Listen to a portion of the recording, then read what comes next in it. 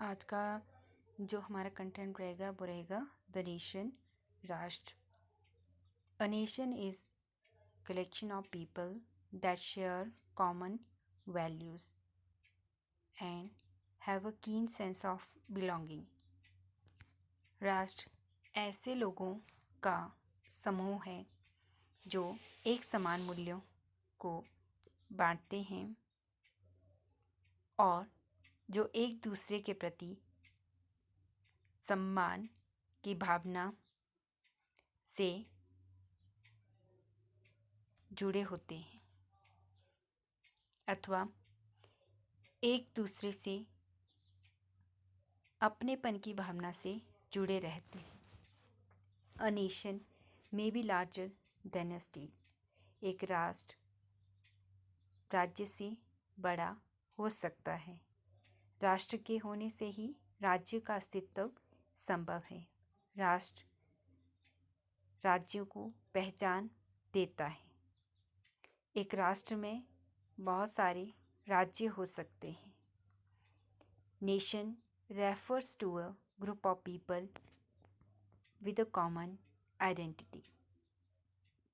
राष्ट्र ऐसे लोगों के समूह को भी कहा जाता है जिनकी पहचान एक होती है।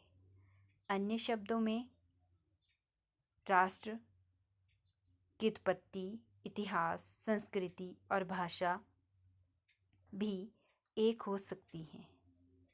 एक राष्ट्र की अपनी सीमाएं होती हैं और अपनी मुद्रा, मानचित्र होते हैं जो उसे अंतर्राष्ट्रीय स्तर पर पहचान दिलाते हैं।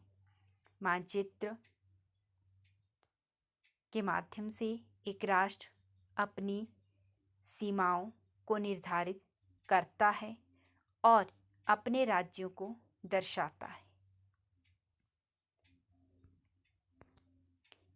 नेशन स्टेट, राष्ट्र राज्य। An ideal form consisting of a homogeneous group governed by their own state. सजातीय समूह जो अपने राज्य की सरकार खुद चलाते हैं। Very few states are true nation state. बहुत कम ऐसे राज्य हैं जो राष्ट्र राज्य गिने जाते हैं। Because most states contain minority people. क्योंकि बहुत सारे राज्य अल्पसंख्यक लोगों को आश्रय देते हैं who belong to another state, who belong to another nation, जो कि अन्य राज्यों से संबंध रखते हैं, जैसा कि डेनमार्क एंड जापान।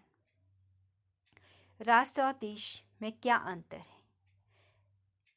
भारत को राष्ट्र भी कहा जाता है और देश भी कहा जाता है। देश को एक अलग इलाका माना जाता है, वहीं राष्ट्र को एक ऐसा क्षेत्र जहां सभी लोग एक दूसरे से जुड़े भी होते हैं और फिर भी उनमें कई भिन्नताएं होती हैं। राष्ट्र ऐसे क्षेत्र को कहा जाता है जहां पर लोग भावनात्मक रूप से एक दूसरे से जुड़े होते हैं, लेकिन फिर भी उनमें हमें अनेक भिन्नताएं देखने को मिलती हैं।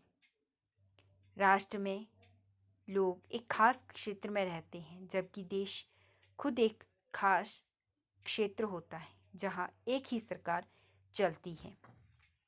उदाहरण के लिए भारत एक देश भी है और एक राष्ट्र भी है। भारत की अपनी सरकार है जो बिना किसी बाहरी नियंत्रण के अपने कार्य को चलाती हैं। हालांकि भारत में रहने वाले लोगों के द्वारा प्रत्यक्ष और अप्रत्यक्ष रूप से उसका गठन किया जाता है। इन ब्रॉड टर्म्स, विस्तृत रूप में, a country is a group of people governed bye a government. देश ऐसे लोगों का समूह है जो सरकार के द्वारा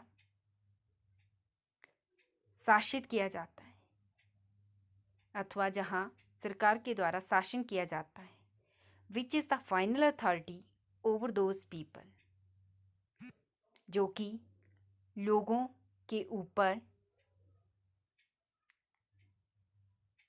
अंतिम सत्ता है। There is a political setup that govern everyone in the country. देश में एक राजनीतिक व्यवस्था होती है जो कि प्रत्येक देश में शासन करती है अथवा देश में रहने वाले प्रत्येक व्यक्ति पर शासन करती है। A nation refers to a group of people bound together by common language. राष्ट्र ऐसे लोगों का समूह है जो एक समान भाषा, पहचान, जातीयता, इतिहास से एक दूसरे से संबंधित होते हैं। A nation refers to a group of people bound together by common language, identity, ethnicity, history, etc. Cultural commonality usually leads people to identify themselves as a nation. सांस्कृतिक एकरूपता लोगों को एक राष्ट्र से संबंधित होने की पहचान देती है। Characteristics of a nation, एक राष्ट्र की विशेषताएं, geographical condition, culture, religious attributes, tradition. एक राष्ट्र की सबसे पहली विशेषता है भौगोलिक परिस्थितियाँ, कल्चर संस्कृति, रिलीजियस एट्रीब्यूट्स धार्मिक गुण, ट्रेडिशन परंपराएं। भौगोलिक परिस्थितियाँ एक राष्ट्र को दूसरे राष्ट्र से अलग करती हैं और कभी कभी ये अंतर्राष्ट्रीय स्तर पर भी उस राष्ट्र विशेष को पहचान देती हैं। भौगोलिक परिस्थितियाँ ही उस राष्ट्र विशेष की आर्थिक उन्नति और विकास का कारण बनती हैं। कल्चर संस्कृति भी अंतर्राष्ट्रीय स्तर पर उस राष्ट्र को पहचान देती है।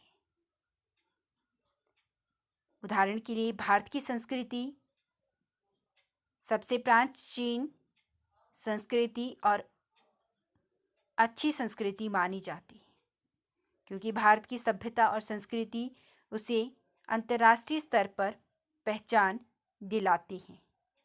भारतीय संस्कृति के ऐसे तत्व हैं जो उसे अन्य संस्कृतियों से अलग करते हैं, चाहे वो संस्कृति कितनी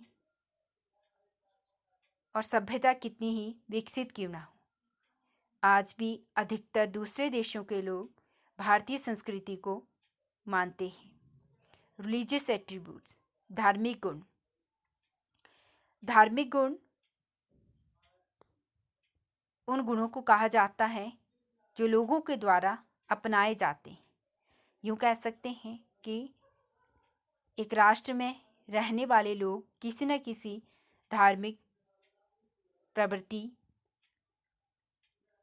से संबंधित होते हैं अथवा धर्म को मानते हैं। उदाहरण के लिए भारत एक हिंदू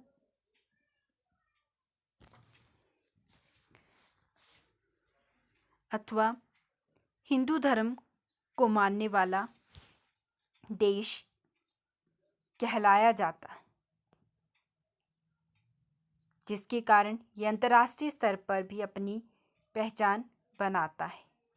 ट्रेडिशन परंपराएं हमारी सभ्यता और संस्कृति का देन है। भारतीय परंपराएं ऐसी परंपराएं हैं जो उसे अन्य देशों की परंपराओं से अलग करती हैं।